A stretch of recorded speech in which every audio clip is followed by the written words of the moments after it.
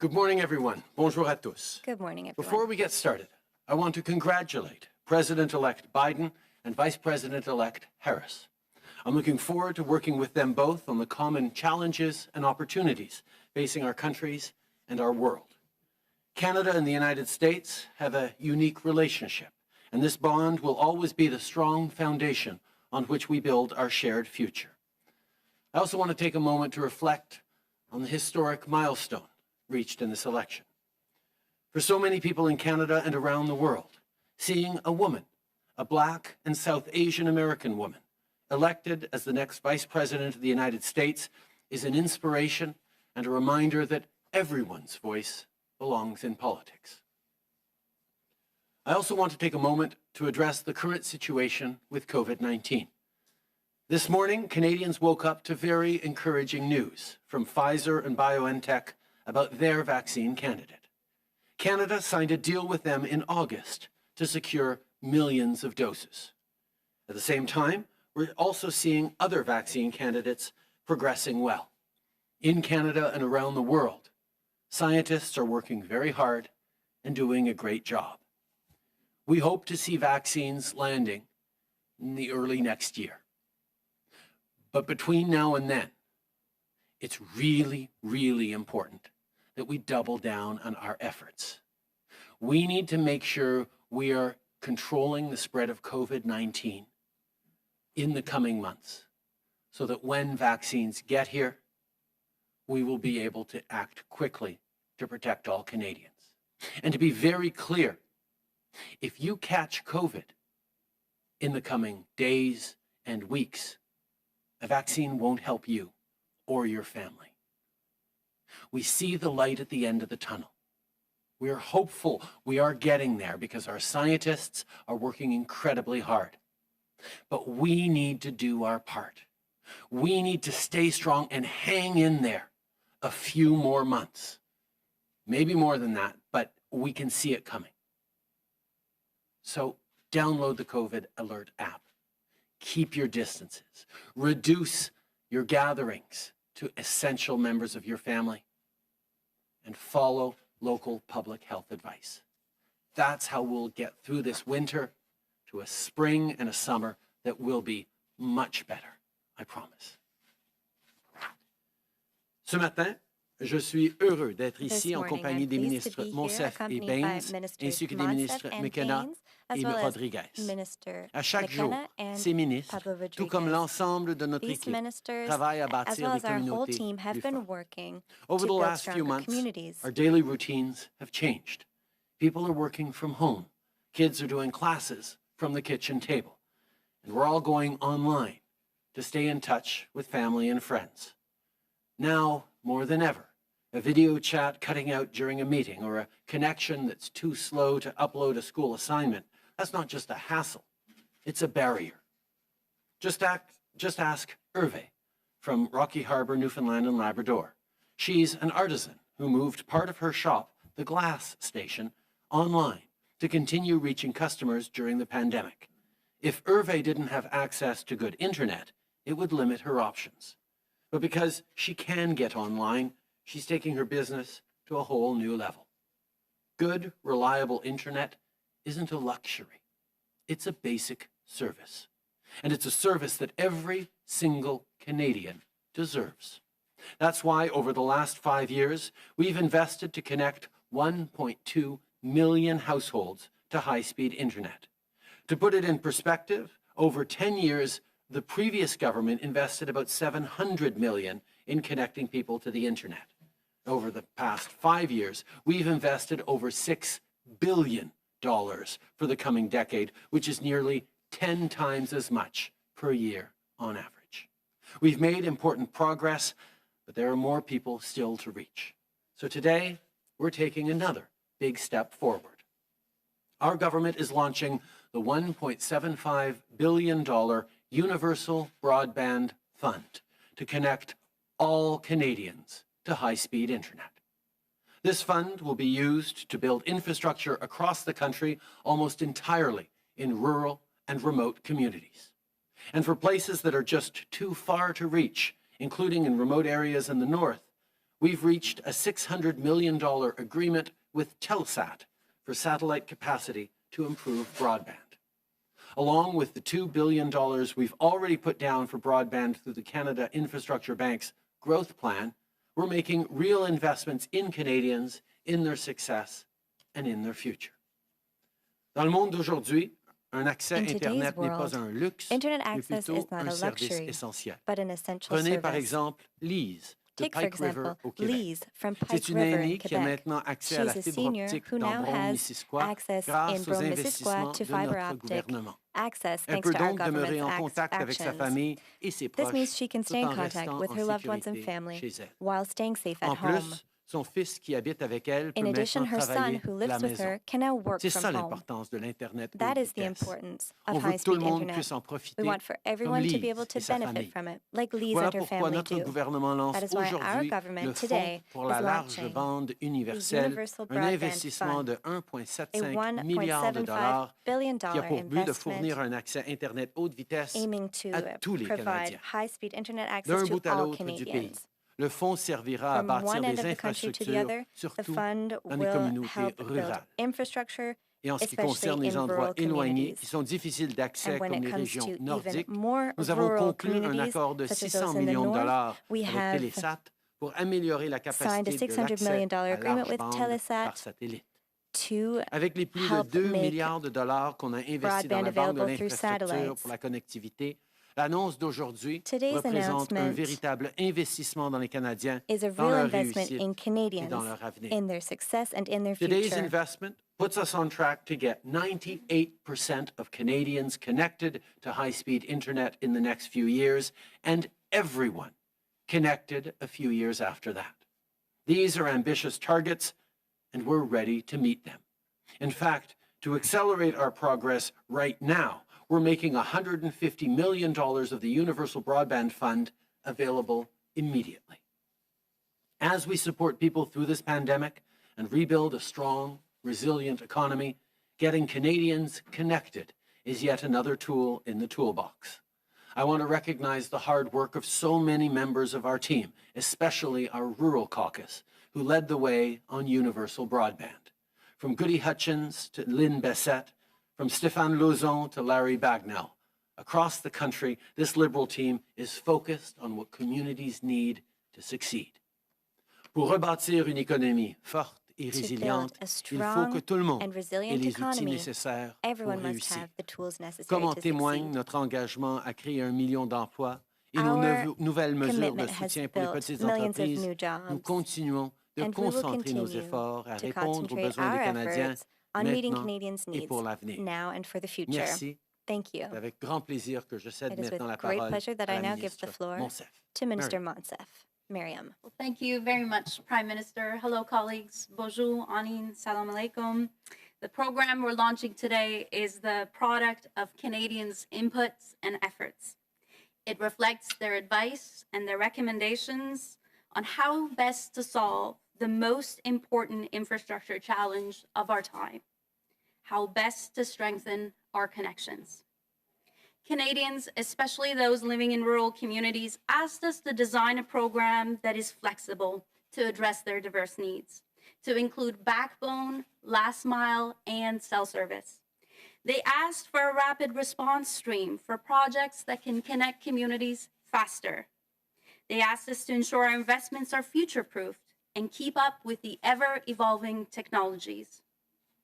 They asked for greater support in form of a Pathfinder service so that applicants can easily navigate this complex process. They asked us to learn from the past and build on the significant progress our government's already made to connect Canadians. Including today's announcements, we are advancing programs and projects that will connect 3 million Canadians to better, faster internet. Today, we're delivering on a program that Canadians asked for. This plan is a key part of our response to COVID-19, and it is where our economic recovery from the pandemic begins. It will provide access to telehealth in underserved communities. It will help students and teachers with online learning. It will improve safety and security on lonely roads and highways. It will give people the ability to call for and receive emergency help. It will strengthen our local businesses on main streets, allow for work from home, and create more Canadian jobs. It will keep us connected with loved ones in long-term care homes and across the country. Our plan will be delivered in the short term, not the long term. We will partner with provinces, territories, Métis, Inuit, First Nations communities, private sector, and the nonprofit to connect people immediately and position us for the future. To respond to the immediate COVID-19 connectivity needs, the Universal Broadband Fund will launch in 2 parallel streams. The $150 million rapid response stream will support shovel-ready projects that can deliver immediate results. Government officials stand ready to assess applications as we receive them. Let me take this opportunity to thank my team who's worked around the clock to make this possible. The core Universal Broadband Fund will support large strategic projects of impact, including $50 million for mobile projects to primarily benefit Indigenous communities. My colleagues and I are determined to see this program rolled out expeditiously. Our number one priority now is to encourage and support strong applications to connect every corner of this country. Applicants are encouraged to call 1-800-328-6189 to receive personalized support for their application. COVID hasn't created the need for increased connectivity, but it has added urgency to this work. Our connections have been our biggest strength in response to COVID. They've allowed us to meet the crisis head-on. Stronger connections for all Canadians will drive our economic recovery in the post-pandemic world and will keep our country united. The road ahead will not be easy, but we will get through it together. Merci.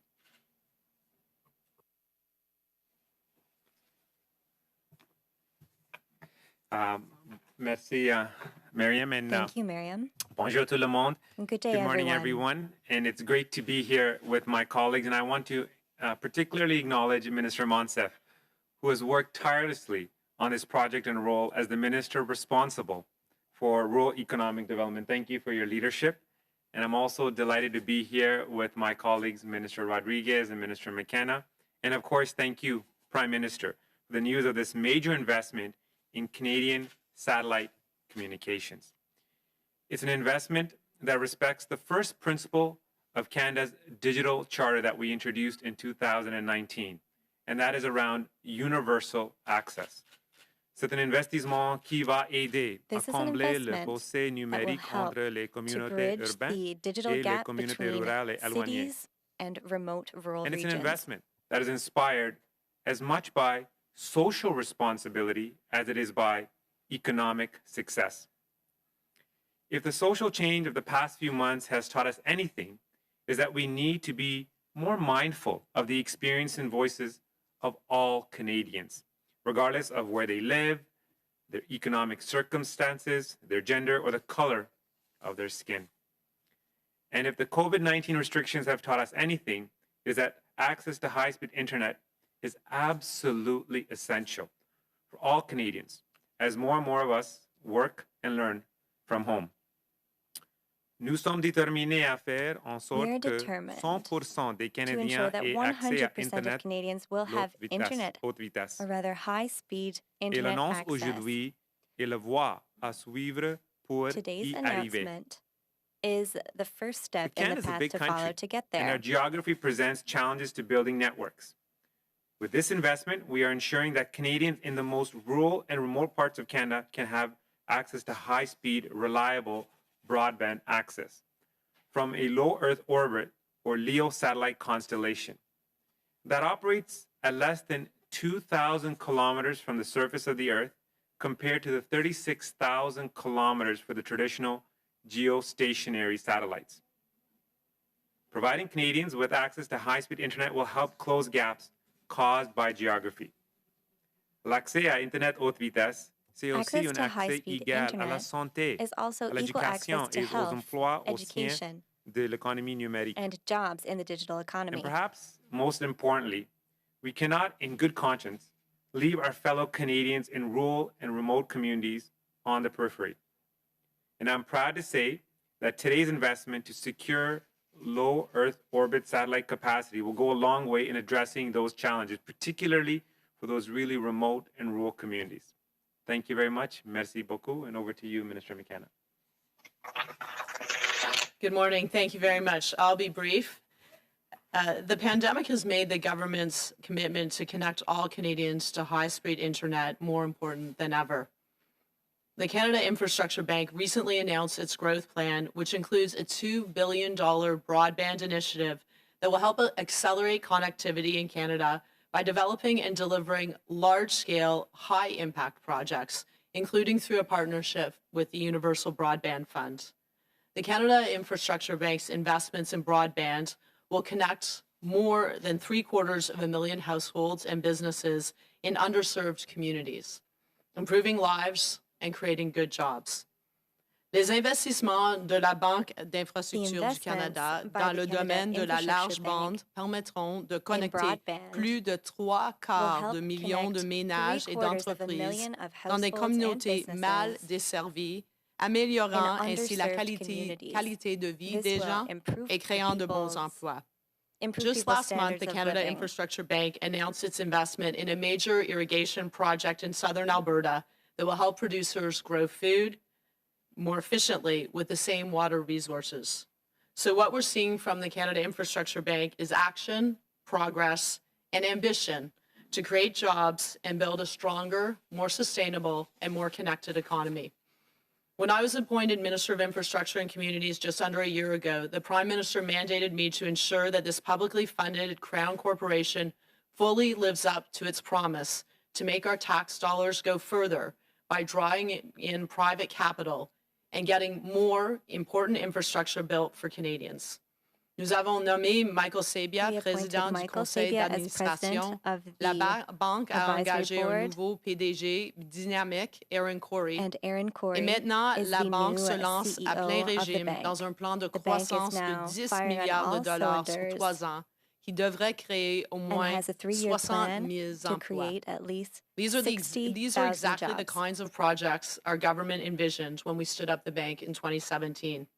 I look forward to the Canada Infrastructure Bank helping sustain more Canadian jobs and growth with further investments in the days and months ahead. Merci. Thank you. Now over to Minister Rodriguez. Salut tout le monde, Monsieur le Premier ministre. Hello, everyone. Mariam, Hello, Prime Minister. Catherine, Mariam, Nadeem, je suis Catherine, vraiment heureux Navdeep. d'être avec vous I'm very ce pleased to be matin. with you this morning. Cet été, j'ai fait le tour du Québec pour prendre le pouls de I've been all nos around régions, Quebec que to ce soit take de the temperature montagne, Saguenay, in en our passant par regions, whether it be in the Saint-Hyacinthe, mountains, in Trois-Rivières. Saguenay, Les and Québécois m'ont Saint-Hyacinthe, raconté and ce qu'on Trois-Rivières, a bien and fait, Quebecers aussi ce qu'on let me pouvait know what we améliorer. did well Et and on m'a also what we répété could improve on. régulièrement que And it l'accès was Internet regularly haute vitesse, repeated c'est une that priorité high-speed absolue internet access de nos is régions. an Je absolute pense priority in à our Jean regions. Fortin For de example, take Baie-Saint-Paul, à Jean Claudette Fortin Simard from de Charlevoix qui m'ont Baie-Saint-Paul, expliqué qu'en ce who was moment, il y a explaining to me comme deux classes that right now it's de as if there citoyens. are Il y a two les classes enfants qui of peuvent aller à citizens. l'école There are children who virtuellement can et go ceux to qui ne peuvent school pas. virtually and those Il y who a les parents can't. qui peuvent There are travailler parents de who la can maison work from et ceux qui ne home peuvent pas. and those who Alors, can't.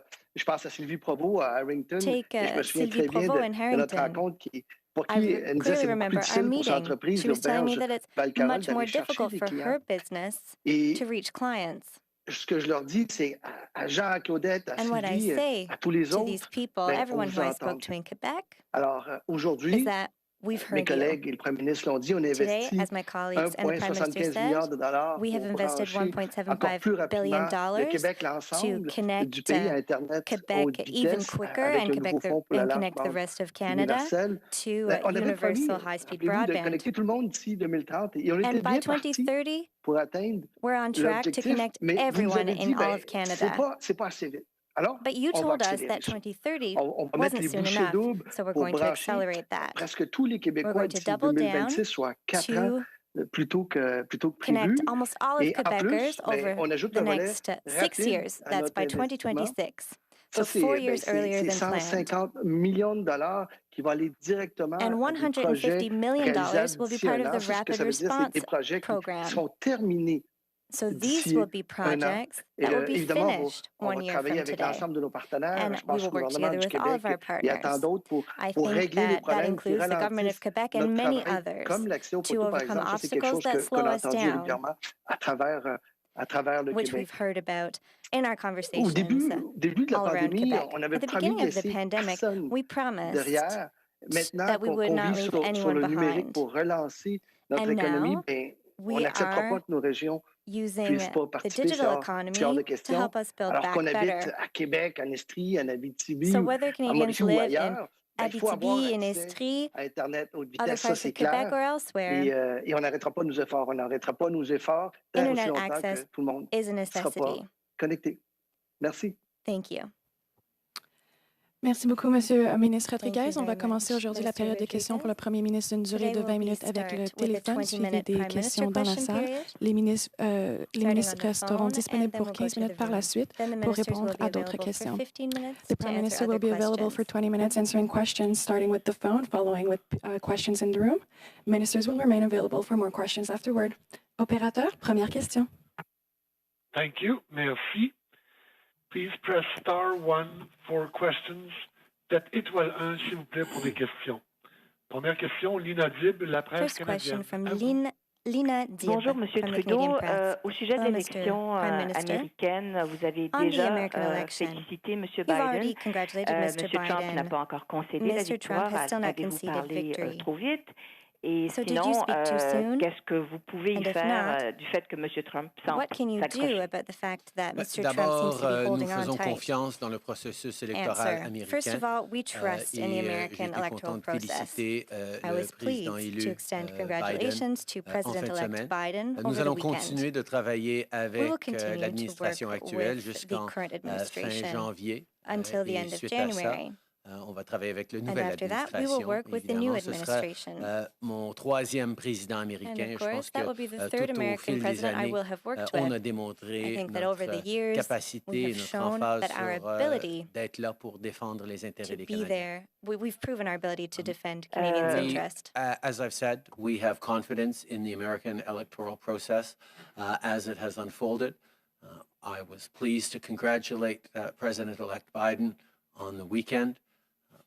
We will continue to work with the current American administration until January 20th, after which we'll work with the new administration. President Biden, once he's sworn into office, will be my third American president. We've demonstrated an ability to stand up and defend Canadian interests throughout, which we will do as we move forward. En suivi, Lina. Follow-up Merci. question. Et qu'est-ce que vous pensez du fait que M. Trump n'a What do you toujours pas think of concédé the la fact victoire, that du Mr. fait qu'il Trump still semble hasn't s'accrocher? conceded victory and that he still Je pense seems que to vous be savez holding que on? ma responsabilité, Answer. c'est I d'être think là that pour you know that défendre les my intérêts canadiens. responsibility is to Et be c'est ce there que je to vais defend faire Canadian à chaque interests, étape. and that's what I will do at each step. Thank you. Operator, next question on the phone. Thank you. Merci. Prochaine question, Boris Proulx, Le Devoir. Next question, Boris Proulx from Le Devoir.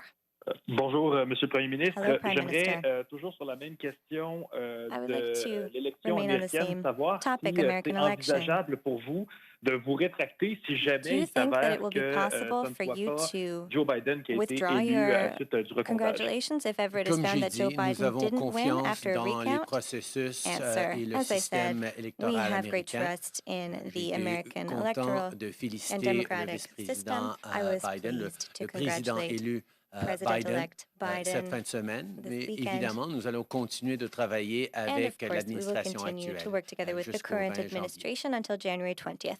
Qu'est-ce que vous dites aux Canadiens qui sont Follow-up question. peut-être What do you say to sceptiques face Canadians à who are la perhaps manière dont skeptical l'élection s'est produite aux about the États-Unis way et the qui American trouvent que c'est trop election rapide played d'avoir out félicité and think that le it's perhaps too président élu Joe soon Biden? to have Je congratulated pense que les gens President-elect doivent Biden? être rassurés Answer. qu'il I think y a people des should feel experts et des reassured processus that there are intègres à experts travers and les États-Unis qui font systems leur that have a lot travail of dans integrity des in the United élections States. parfois They're doing their difficiles. job, Et sometimes in une fois difficult que circumstances. la déclaration a été faite And once the clairement comme elle a declaration été faite was en fin de clearly semaine, made, nous which happened pouvons over the être assez weekend, certains des résultats. we can be quite certain I of the think results.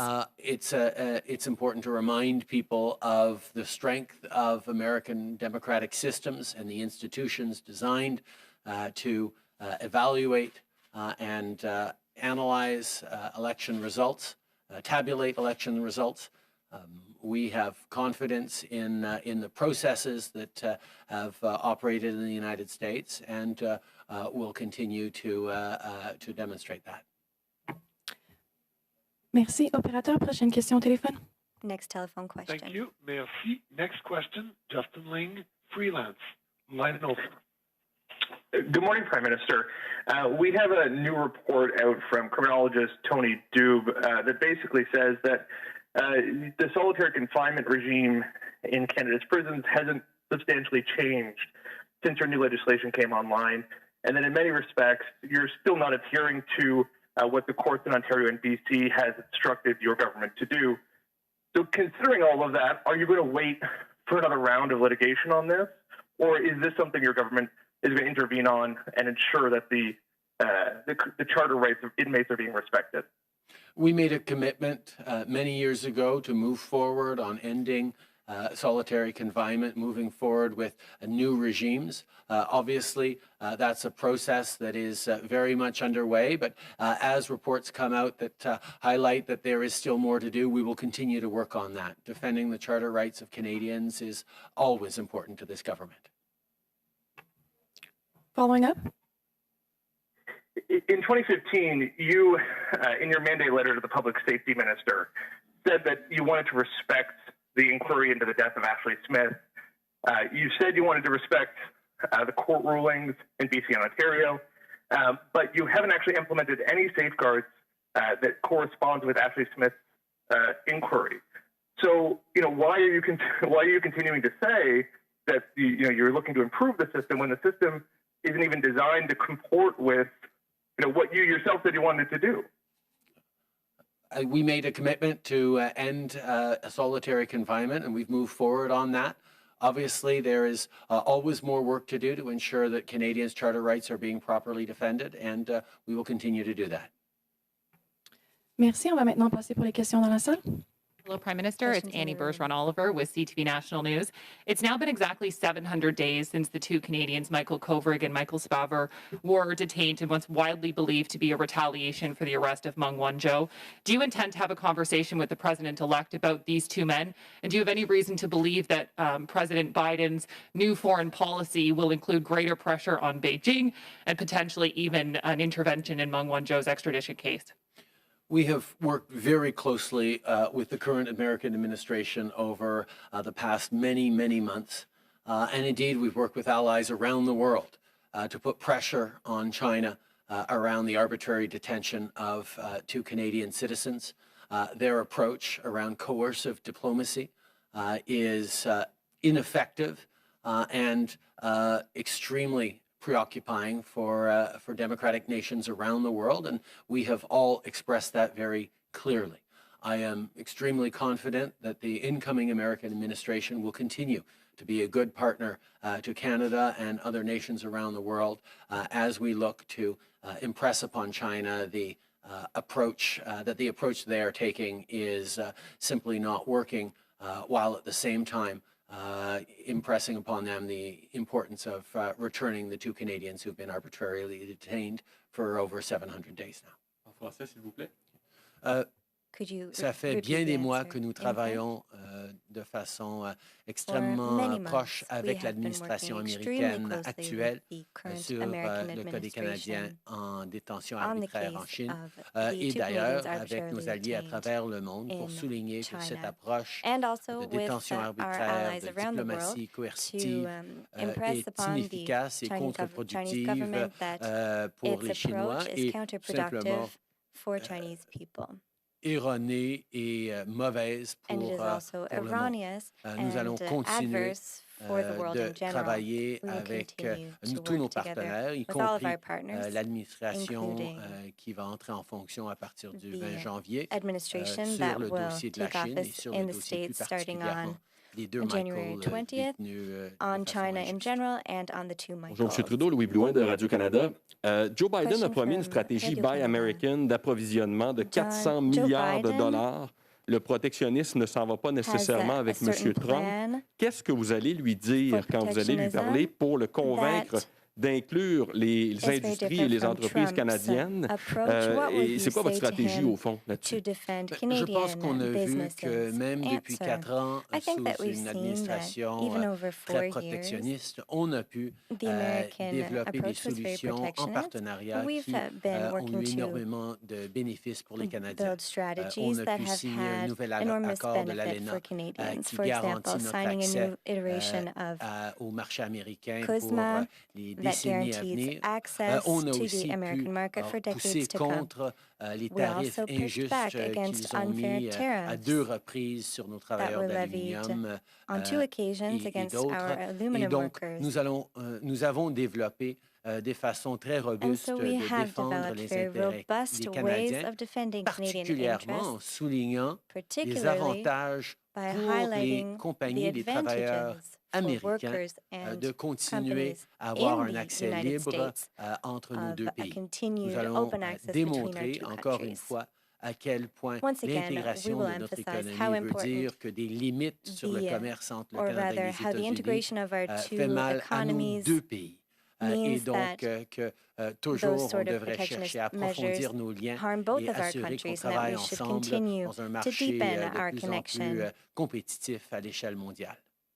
regarding our two I think one of the markets. things we demonstrated over the past 4 years was that even under a fairly protectionistic American administration, we were able to stand up for Canadian jobs and interests. We renegotiated our most important free trade agreement with NAFTA in a way that defended Canadian access to the U.S. market and continues to highlight Canadian interests, from our cultural exemptions to our auto sector, to a broad range of intellectual property protections that are really important for Canadians. We also stood up in a few different occasions to push back against unjust tariffs brought in by this current American president to defend our steel workers and our aluminum workers, and we will continue to be there to defend Canadian interests. But the fundamental argument that we made every step of the way over the past 4 years and will continue to make into the future is the fact that creating or imposing barriers on trade between Canada and the U.S. not only hurts Canada, but also hurts workers and companies in the United States. The integration of our supply chains, the close collaboration and cooperation between businesses and people on both sides of the border means it's always better for us to have free-flowing goods and opportunities on both sides of the border as we work together to succeed in an increasingly competitive global market. Hi, Prime Minister. Tom Perry, CBC. On the Pfizer vaccine, these initial successful results we're seeing, is that going to mean Canada is going to be ordering more of this particular vaccine? Can you talk about the timelines of how long it's going to take to get as much as we need? And also, just as my understanding is that this vaccine has to be stored at very low temperatures. I'm wondering what steps we're taking to store it and to distribute it. We have secured access to a broad range of vaccine candidates. Indeed, Canada is one of the countries around the world with the very best portfolio of potential vaccines, because we know that there is a certain amount of uncertainty as to which vaccines will land first, which vaccines will be most effective, which vaccines will be best suited to different segments of the population. And that's why having a range of vaccines and having secured hundreds of millions of doses in advance is what is our responsibility to make sure that Canadians are safe and are well served once vaccines start to arrive. Indeed, the Pfizer BioNTech vaccine candidate has published some very promising results and seems to be moving forward quickly. We've secured already millions of doses of that vaccine candidate. And when it is safe to distribute, we will certainly be beginning distribution in Canada to high priority groups. That is most likely to happen in Q1 or in the first 3 months of 2021. But Of course, there is a lot of uncertainty involved in these processes. In regards to this particular vaccine candidate, indeed, it needs to be stored at about 75 below 0 Celsius in order to be kept stable. And therefore, the logistical distribution of this vaccine candidate will require some very careful cooperation with provinces and with supply chains in order to be able to get it out to Canadians on a priority basis. We are already working on those necessary logistical supports, but obviously compared to potential later vaccines that will be much more stable at room temperatures, the logistics on this first vaccine are likely to be more complex and slightly more limiting in terms of where we can get this candidate out to than some subsequent ones. But as you know, we're going to continue to work to be there for a broad range of, to help all Canadians with a broad range of candidates. Francis, In French, please. Comme vous savez peut-être, le Canada est parmi un des pays qui a pu conclure le plus d'accords et qui a un portfolio de vaccins potentiels le plus varié et sécure de tous les pays dans le monde. C'est parce que nous savons que l'accès à un vaccin et un bon vaccin est essentiel pour les Canadiens. Et donc, nous avons différents types et différents échéanciers, mais certainement, il y a des nouvelles positives par rapport au vaccin Pfizer et BioNTech qui sont sortis ce matin. Nous allons continuer de travailler avec eux et d'autres. On a sécurisé plusieurs millions de candidats d'exemplaires de ce vaccin-là et on s'attend à ce que ça arrive normalement dans les 3 premiers mois de 2021. Évidemment, on va commencer avec des populations prioritaires pour les vaccinations, mais on devrait en avoir de plus en plus au fil des mois, y compris avec d'autres potentiels candidats vaccins. Par rapport au vaccin Pfizer, effectivement, on doit le garder à moins 65 degrés Celsius pour qu'il reste stable et donc la distribution va amener quelques complexités logistiques qui vont devoir être assurées, mais nous sommes en train de travailler avec les provinces pour assurer qu'on a la capacité de distribuer ce vaccin à des cibles prioritaires. Bonjour, Raymond Filion de TVA. 2 questions. D'abord, sur Pfizer, vous avez parlé de millions de doses. Avez-vous un chiffre pour dès le début, dès que le vaccin sera disponible? Et ensuite, deuxième question, la victoire de M. Biden, diriez-vous que c'est de bon augure pour la lutte contre les changements climatiques? Par rapport à Pfizer, je sais qu'on a sécurisé plusieurs millions de doses, mais ce n'est qu'une première vague. Évidemment, si ça fonctionne, on va en acheter encore plus quand ce sera disponible. Par rapport à la nouvelle administration américaine, on sait que c'est une priorité pour bien des gens à travers le monde de continuer la lutte contre les changements climatiques tout en protégeant les emplois et en créant l'économie de l'avenir. Et les paroles et les intentions du président Biden là-dessus sont certainement le bien. Du président élu Biden là-dessus sont certainement le bien. I think people around the world know how important it is to move forward on fighting climate change and ensuring economic growth and jobs for people as we transform our energy mix and our economies. It is a welcome sign that the new president-elect has indicated that climate change is a top priority of his. Prime Minister, there were multiple deaths this weekend at a Winnipeg care home. Police are investigating reports that people were laying dead for hours. You keep talking about a federal standard for long-term care, but there doesn't seem to be any action on this. Are you not partially responsible for the fact that this keeps happening in Canada? We recognize the responsibilities that provinces have on long-term care issues. The Constitution designates that as a provincial responsibility, an area of provincial responsibility. But of course, the federal government is deeply concerned with the tragedies we've seen coming out of Winnipeg, with the tragedies we've seen come out of long-term care centers across this country. which is why we made the Army available in the early days of the pandemic in both Quebec and Ontario, why we've moved forward with the Canadian Red Cross to be there for installations and institutions in difficulties, and why we continue to work with the provinces and impress upon the provinces how it's important to share best practices and move towards a long-term care standards. Minister Michael Couture with Global National. Over the last few years, you've had a pretty decent relationship with President Trump. He's still refused to concede and contest these election results. Have you called him? And more precisely, what's your message to President Trump as he continues this challenge? My message to every American president is that I will work to defend Canadian interests. That's my job. My job is to make sure that we're working well with the current administration and that we will work well with the incoming administration. That's what Canadians expect of me.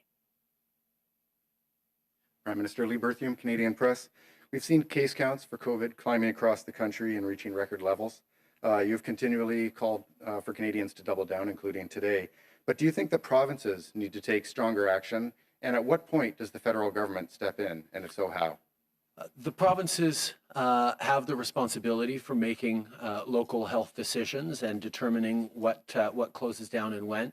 What the federal government does, and what the federal government has done from the very beginning, is made it easier for local health authorities to make the right decisions quickly by committing to be there to support people who lose their jobs because of the pandemic, people who are facing challenges to their businesses because of this COVID-19 crisis. The federal government will be there to support. We've recently announced even extra supports for jurisdictions that choose to shut down because we don't want local public health officials to have to face between impossible choices between keeping Canadians safe and keeping businesses viable. The federal government is there to support businesses. We are there to support Canadians so that local public health officials can make the right decisions quickly. Because ultimately, the best way to protect the economy is by protecting Canadians' health and reducing the spread of COVID-19. Les provinces ont la responsabilité de choisir quoi fermer et comment rapidement ils vont agir. Mais le gouvernement fédéral a compris que sa responsabilité depuis les tout débuts était d'être là pour faciliter cette décision pour les autorités locales. En garantissant que les Canadiens qui perdent leur emploi vont avoir de l'appui du gouvernement fédéral. En garantissant que des entreprises et des petites entreprises qui doivent fermer à cause de la COVID, partiellement ou complètement, vont avoir l'appui du gouvernement fédéral. On est là pour aider les autorités locales à prendre la bonne décision rapidement, qui n'est pas à choisir entre le bien-être économique des communautés et le bien-être en termes de santé et de COVID. C'est un enjeu qu'on va continuer de faire et même on a investi encore plus pour assurer que là où les autorités locales doivent fermer les entreprises, on va être là encore plus pour aider ces entreprises-là. Donc, nous savons, puisque nous savons que la meilleure façon de protéger l'économie, la meilleure façon de protéger les entreprises à travers ce pays, c'est de réduire les éclosions de la COVID-19, de garder tout ça sous contrôle et d'assurer la santé de tous les Canadiens. Merci beaucoup, Monsieur le Premier ministre. C'est tout le temps que vous avez avec nous aujourd'hui. On va continuer maintenant la période de questions pour les ministres en commençant par le téléphone. We will now start with telephone questions for the ministers. Thank you. Merci. First question, Ryan Tumulty, National Post, line open. Yeah, good morning. I guess this question is probably best directed at Minister Baines. I'm wondering, with the vaccine order, when the Pfizer deal was announced, the government said that it had 20 million doses with options and was trying to negotiate options for more. Did those negotiations conclude? Did we get options for more vaccine? Well, thank you very much for the question. And as we've indicated from the outset, we've been very clear in terms of our vaccine strategy. We want to have a diverse portfolio at looking at all the different vaccine candidates internationally, as well as supporting Canadian vaccine candidates as well, so that once these candidates proceed and we're in a position to distribute them to the population, that we have that optionality. And so with respect to Pfizer, we're continuing to engage with them and looking at that additional optionality. But I can say that we are in a position where we have secured a significant number of doses with not only one vaccine candidate, but several of them. And we'll keep Canadians apprised of how the situation unfolds. Sorry, so then would it be fair to say that we don't have doses beyond the initial 20 million confirmed at this point? I would say if you look at our overall portfolio, we have over 300 million doses for different vaccine candidates, including the Pfizer vaccine candidate. And as we move forward with engaging with the company to determine additional doses that may be required, we'll update Canadians on that progress. But I think it's important to note that there's going to be several vaccine candidates that are going to show a lot of promise, and that Canada is well positioned to be able to secure the necessary doses for Canadians. All right, thank you. Now we'll go back to the room. Hi, it's Annie Bergeron Oliver with CTV National News. My question is for you, Minister Baines. Today, your announcement is all about getting high-speed internet access to Canadians, but people in rural areas right now are already facing extremely high fees, much higher than people in the downtown cores. So I'm wondering what your government is going to be doing to ensure that all of these Canadians who are now going to be getting high-speed internet are not going to be paying extremely exorbitant prices by companies trying to make more money. Well, thank you very much for your question. I think it's really important to note that access to high-speed internet connectivity is essential, and that's why we made the significant announcement today, looking at different ways to support Canadians to get quality access to high-speed internet connectivity, but at an affordable price. And what we want to do in order to achieve that is promote competition. And one of the ways we've done so is, as you've seen today, is working with different internet service providers, as well as looking at Telesat as a solution for low Earth orbit satellites, as well as Starlink. And we provided that company as well with access to spectrum so they can provide those services to these communities. So we feel the competition from all these different service providers will enable the price points to go down and be more affordable for Canadians, particularly in rural and remote communities. Hi. I'm not sure which minister will take it, but I'll throw my first question out there. This is not a new promise from your government or previous governments. Like, why did it take a global pandemic to get this done finally? I think Minister Monsef will answer this one. Happy to. Thank you for your question. Since 2015, our government's investments have, as the Prime Minister said, added up to being 10 times higher than all previous governments combined. There are tens of thousands of households that will be connected by the end of this year, about 250,000 plus by the end of next year. And we're not going to stop until we connect every single household to this essential service. The program we're announcing today also includes a rapid response stream. That's $150 million that's going to provide every community across this country who's got shovel-ready projects ready to go with an opportunity to apply and get connected within the next year. And just as a follow-up, I'm not sure who is going to be taking this, but I know you announced Telesat as helping in this. But in terms of also building other infrastructure, where are we on the 5G announcement, and is Huawei still in the running? So yeah, I think it's important to know there's different aspects to the questions you asked. When it comes to internet connectivity, as my colleague has mentioned, we've made significant investments. We've also demonstrated significant progress through the Connect to Innovate program that we launched a few years ago. And we're also investing in new technologies like low Earth orbit satellites. So we feel that these different programs and initiatives and the investments that we're making are going to provide that high-speed internet connectivity where you have 50 download and 10 upload for megabits per second, which is important. And we think it's critical for Canadians as they go online for work, to learn, to shop, to access essential services. And with respects to 5G, we know this technology has a lot of potential, and we want to make sure that it's deployed in a safe and secure manner.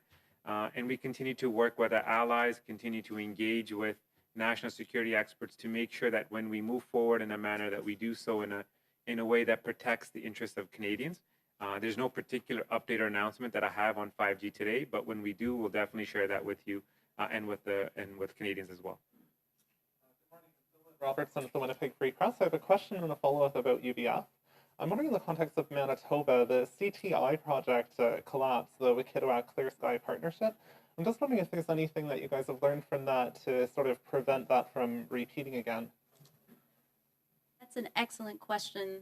This program is a program designed by Canadians, for Canadians, with our rural MPs, including those in Manitoba, having played a really significant role in it all. We also took into account what the report that came out a few years ago said about, broadly speaking, how to connect every Canadian household to this essential service. We heard that the processes need to be streamlined and more easily accessible, that many small communities didn't have capacity to put forward applications. So we're offering a Pathfinder service, a concierge service for those communities to call and navigate this very complex process. We heard that our maps needed to be more precise. The hexagon model is gone and our maps are even more precise now, and we're sharing that with applicants. We also heard that there are a lot of cooks in this kitchen across the country, and rightfully so. This is a complex infrastructure project. This is a big, beautiful country with a lot of diverse needs, so diverse tools are needed to get there, and that somebody needs to coordinate all the different partners. The federal government's stepping up to provide that coordination. We heard that we needed to act faster. The rapid response does that. And we also heard that communities are rightfully so impatient to see progress. And today we're launching a tracker to show progress on these projects moving forward.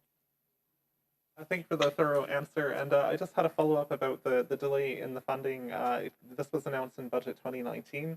You had mentioned, the in the coming days comment back in June about this being open. I'm just trying to understand what the holdup was. Well, we have supported connectivity in hundreds of communities even before the pandemic. And actually, we were ready to go in March with the new Universal Broadband Fund. And then the pandemic hit. And we had to go back and listen to municipalities, mayors and councils telling us that they've got a lot on their plates and that we need to ensure that there's a personalized service there for them to help navigate the process. We also heard that projects needed to be processed even faster, and so that rapid response stream had to be put forward. I will say this though, even during the pandemic, these projects have been moving forward.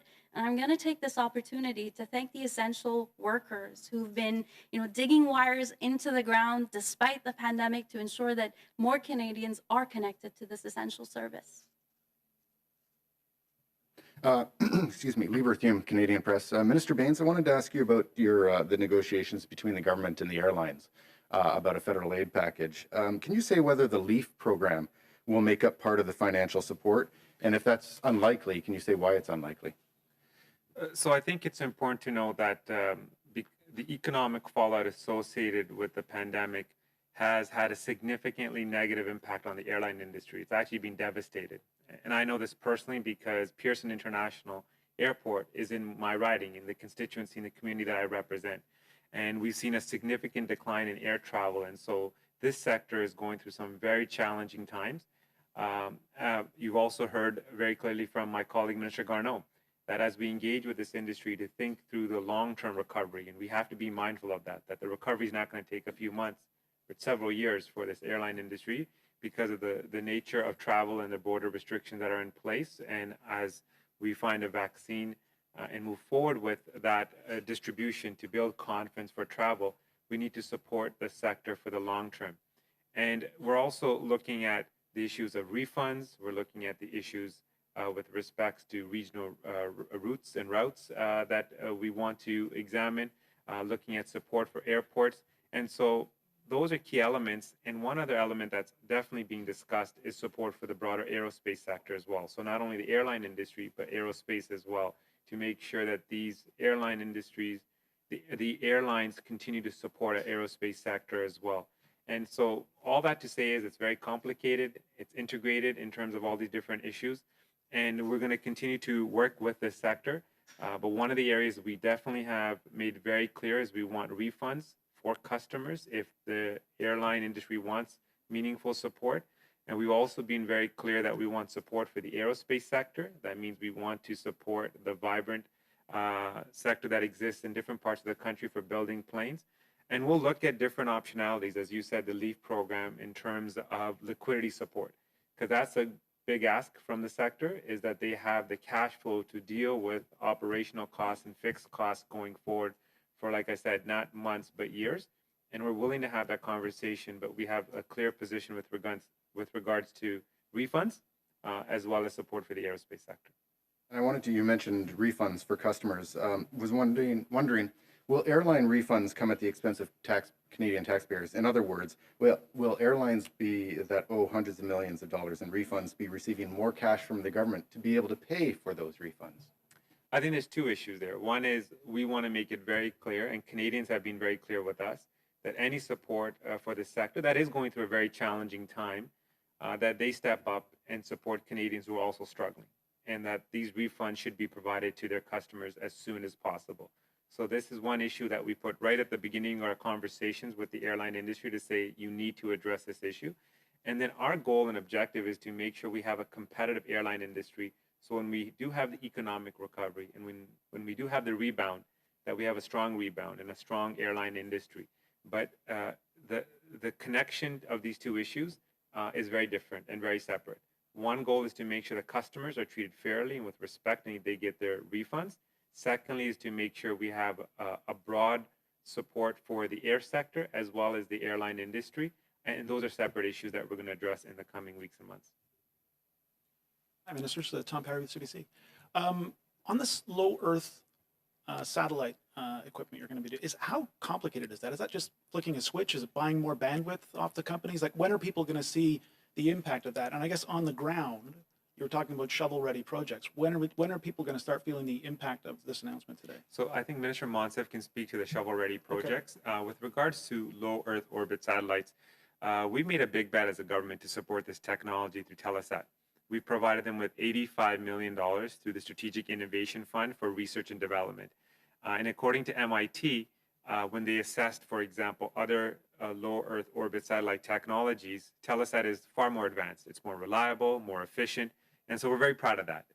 And we're very proud of the fact that these LEOs will be launched late next year and will be available to communities in 2022, particularly those remote and rural communities where the fiber backbone infrastructure economics doesn't make sense. And because these LEOs are so close to the Earth's orbit, only 2,000 kilometers in some instances, it deals with the latency issue. And it deals with speed as well in a meaningful way. So it can create and provide meaningful options for high-speed internet connectivity. So this is a very promising technology. It's great to see a Canadian company play a leadership role in this. We've supported the research and development for it.